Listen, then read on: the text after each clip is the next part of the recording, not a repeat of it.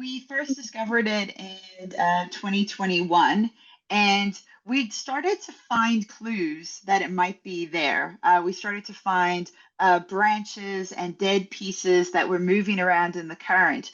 And so, working with the coastal First Nations there, bringing in their knowledge, and then looking at the high resolution maps, we started to find places that were like, maybe there's a reef there. We ended up on the very last dive of the expedition finding it.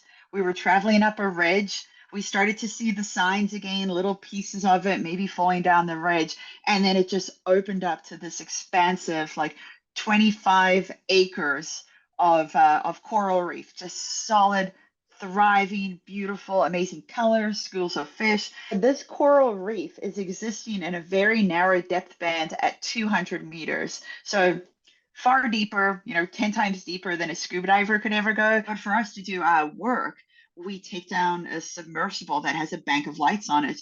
So you light it up and you realize you're the first people to ever see this. These beautiful pinks and purples and yellows, crevices, mounds, and then you start to once you see past the coral, you realize this is a coral reef. You see past the corals, you realize that there's other animals on them. There's sponges, there's ophiuroids, and it's giving all this base coral reef even more life. And then the movement starts, and you start to see the eels and the octopus or the rockfish swimming in or out.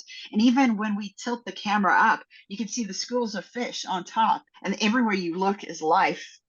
We are so spoiled on our coast with our deep sea, and I hope that through media like this, Canadians start to feel that the deep sea is as Canadian as the Rocky Mountains.